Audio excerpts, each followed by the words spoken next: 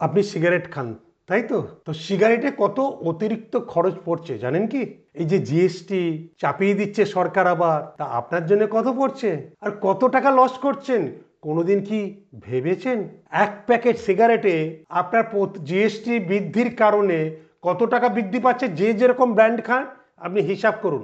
ধরুন কেউ একটা সাধারণ ব্র্যান্ড খায়, মোটামুটি 30 টাকা ডিফারেন্স হয়ে যাচ্ছে মোটামুটি পার ডে। এক প্যাকেট খেলে, দু প্যাকেট খেলে আলাদা। অনেককে দেখেছি কত প্যাকেট খায় আমি দেখেছি, আমার পরিচিত সেসব। এক সময় আমিও খেতাম, বাট আমি আজকে লাকি আমি ছাড়তে পেরেছি। ঠিক আছে, সো কত টাকা আমি বাঁচাচ্ছি, আপনিও কি বাঁচাবেন? ধরুন প্রতিদিন যদি এক প্যাকেট সিগারেট খান, এবার একটা ক্যালকুলেট করে দেখাই, কারণ আমি তো ক্যালকুলেশন করে দেখাতে ভালোবাসি, যেটা আপনাদের ভালো লাগবে।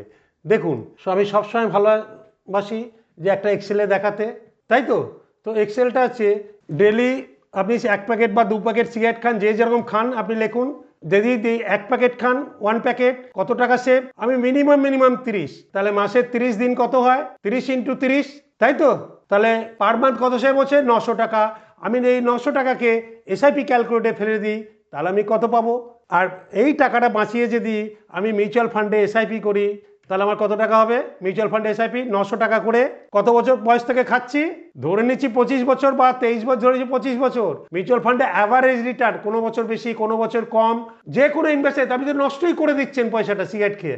ভেবে নিন এই 900 টাকা আমি নষ্ট করেছি, মিউচুয়াল ফান্ডে জুয়া খেলেছি। লোকে বলে না মিউচুয়াল ফান্ডে টাকা রাখলে নষ্ট হয়ে যায়, ভাববেন আমি জুয়া খেলেছি। আমি বলে দিলাম 15% যদি পান, ভাববেন এই টাকাটা জুয়া খেলেছি। আবার বলছি এই টাকাটা মাসে আমি জুয়া খেলেছি। কারণ অনেকে তো এখানে আছে বলছে মিউচুয়াল ফান্ড সাইনাইড এইসব বলছেন, মার্কেট উড়ে যাবে, শেষ হয়ে যাবে।